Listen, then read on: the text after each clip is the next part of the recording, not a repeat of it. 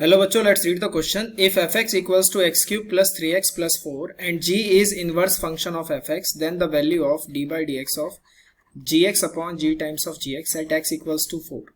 तो ये सवाल है बच्चों हमारे पास. इसमें हम अपना की कॉन्सेप्ट देखते हैं. हमारा यहाँ की कॉन्सेप्ट क्या रहेगा? की कॉन्सेप्ट हमारे पास यहाँ पर ये होगा कि क्वोशिएंट रूल हम यहाँ पे लगाते हैं. क्वोशिएंट रूल क्या कहता है कि मान लीजिए दो फंक्शन है, डिवाइड में है, F X by G x.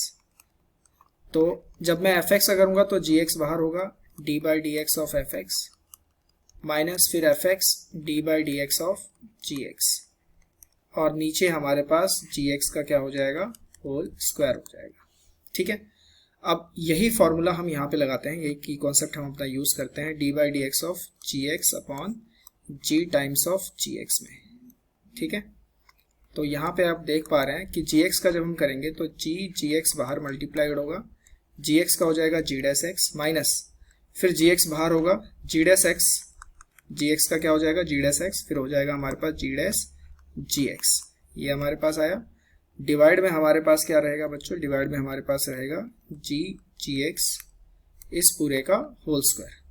अब हमें x इक्वल्स टू 4 पे रखना था तो यहाँ रख लेते हैं. तो ये आएगा g4 g dash 4 minus g4 g dash 4 g dash g4, और नीचे हमारे पास आएगा g4 इस पूरे का होल स्क्वायर. इसको हम इक्वेशन नंबर 1 मान लेते हैं. ठीक है. अब आगे हमें कुछ चीजें देख रखी हैं. हमें एक एफ एक्स दिया हुआ है, साथ ही साथ हमें बोला गया है कि g जो है इनवर्स है एफ एक्स का, यानी कि f इनवर्स x क्या आ रहा है हमारे पास, gx आ रहा है. ठीक है. और fx भी हमें दे रखा है. क्या दे रखा है हमें fx हमें दे रखा है x की क्यूब प्लस 3x प्लस 4.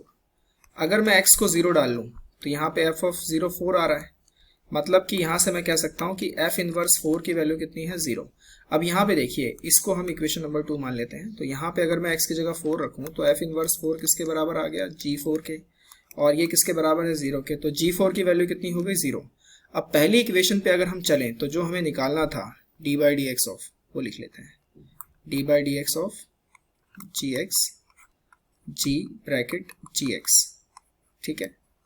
यहाँ पे अगर आप पहली इक्वेशन में देखेंगे तो g4 हमारे पास 0 है, तो ये हो जाएगा g0 g dash 4 minus g4 0 है तो ये पूरी चीज 0 हो जाएगी, है ना.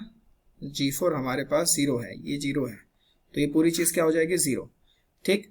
तो हमारे पास फिर क्या होगा, यहाँ पे नीचे हमारे पास हो जाएगा माइनस का 0, g4 की वैल्यू 0 है, g0 इसका होल स्क्वायर.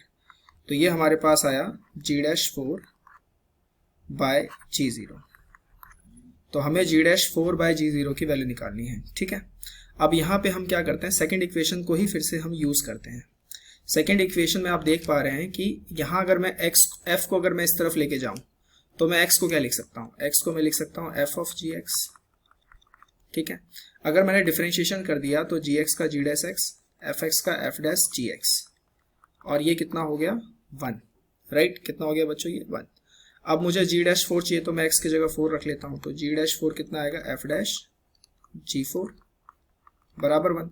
g4 की वैल्यू कितनी निकाली थी बच्चों, हमने 0 निकाली थी, तो ये आ गया g डैश 4 f डैश 0 बराबर 1. ठीक. अब हमें f डैश x चाहिए, तो इसको मैं इक्वेशन नंबर क्या मान लूँ, 3 मान लेता हूँ. ठीक है. क्योंकि हमें g डैश 4 चाहिए. तो अब fx का अगर मैं यहाँ पे डिफरेंशिएशन करूँ तो f डैश x कितना होगा, 3x स्क्वायर प्लस 3. तो f डैश x मेरे पास होगा 3x स्क्वायर प्लस 3. x की जगह पे 0 रख देते हैं तो ये 3 आ गया, तो ये वैल्यू 3 आ गई, यानी कि g डैश 4 की वैल्यू कितनी हो गई बच्चों, 1/3. जो हमें चाहिए वो फिर से हमारे पास कितना है, g डैश 4 कितना है, 1/3 g0.